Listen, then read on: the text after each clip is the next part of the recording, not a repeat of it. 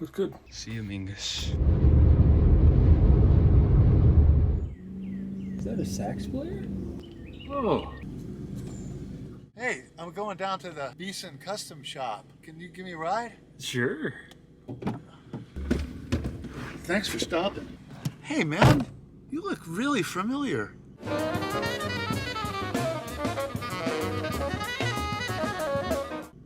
Thanks. I think this is the place. Wow. Oh my gosh. Wow. Whoa, what is that horn? You should try that one. Wow. Pretty shiny. Wow. Hey, man. Oh, man, are you Ken Beason? Yeah, you're just in time, man. I just made this new sound dowser. It detects, you know, good instruments and good players. Oh.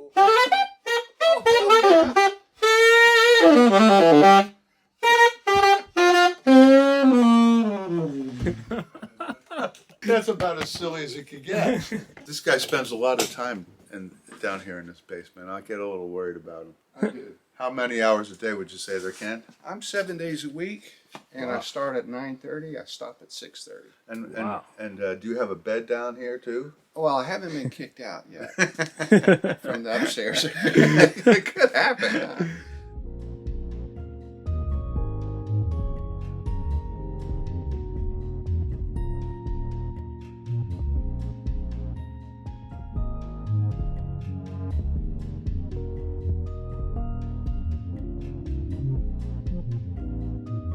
So what this is a degreasing cabinet. And there's one of the retro tenors down in there. The bells are not attached. Everything's detached, and I actually build the horns here.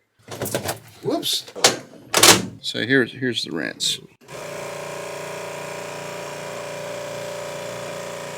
Ouch!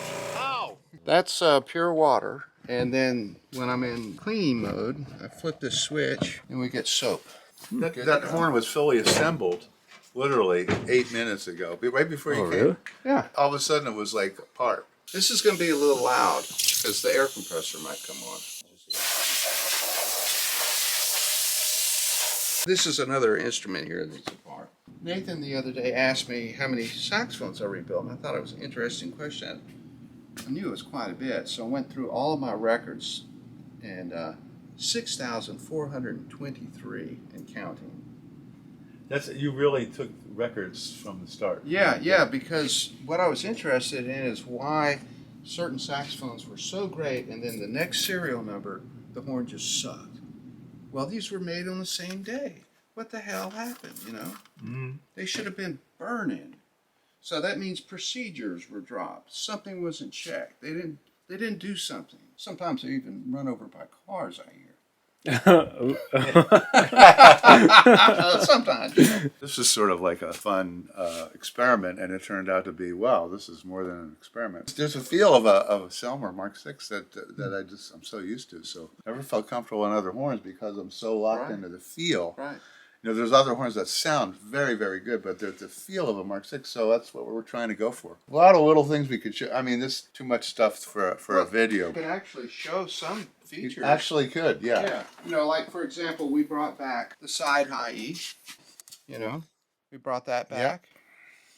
This is a closed loop.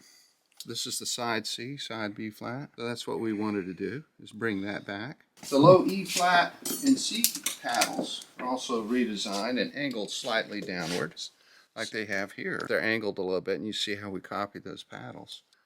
See that? And here it is on this one, right here. We redesigned all that, see. We have this key, the G sharp key, copied. I think they got pretty close. Yeah, they did. Look at that.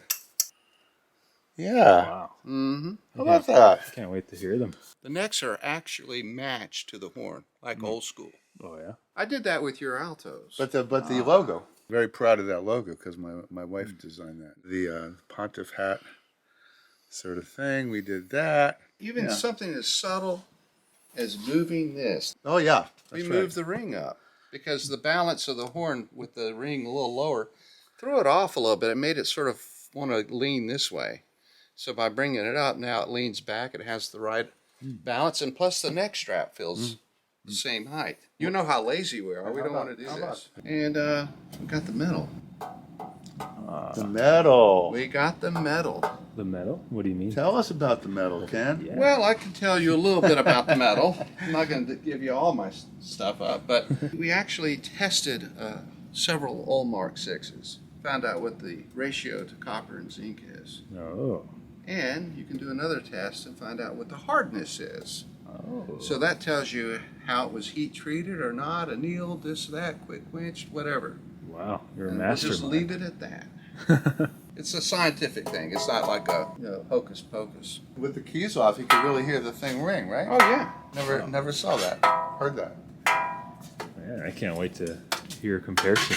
Wow. Yeah, this case. Now these cases were just fantastic the way they shipped in them. They're real light. Did it come with the dust? It does come with the dust. Yeah, These cases have been around. Taiwanese dust. Pretty good. Oh. You can fit this in an overhead on the plane. Of course, all of the horns I do come with these. You know how many sets of those comps I have? How many?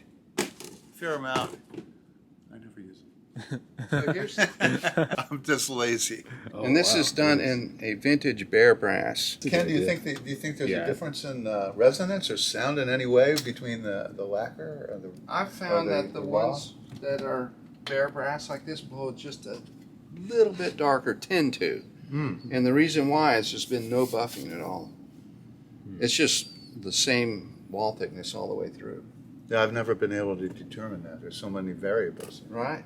And you can change it. Yeah, I can make this horn play a lot brighter than it plays right now. And it's got the matching serial number because these necks are actually matched to the horn. They're not just thrown in there.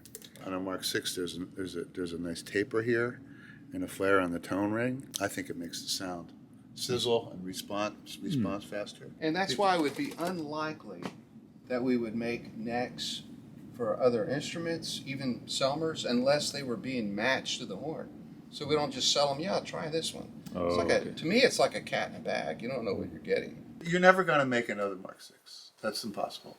Right? That's done. There's great ones of those, and there's ones that aren't so great. But the idea of trying to use that frame of reference and then going after that the best way you can. Surprisingly enough, the sound of this horn is blowing me away. Right. It's just fat and it's got so much color to it.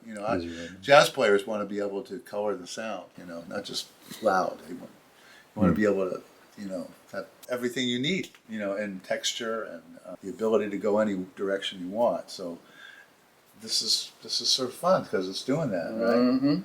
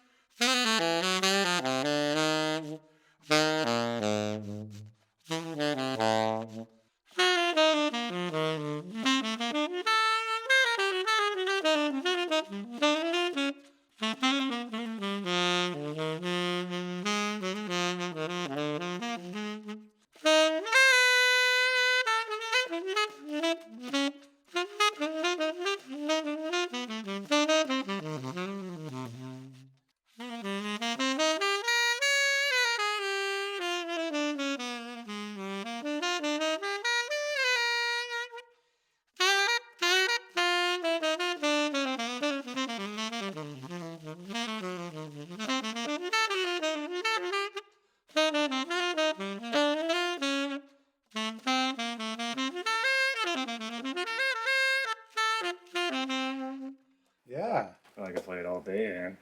Yeah, So you fun. sound beautiful on it. Can you play it with your left hand revert and right hand reversed?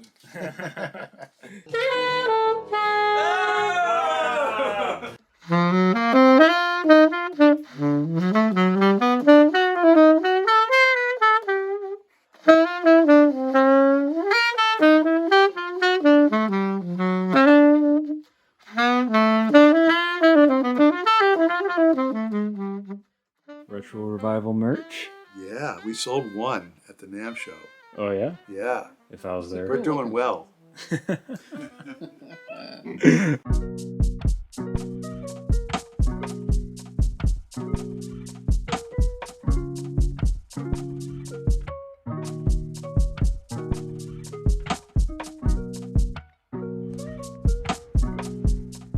Ooh, a little night shower action.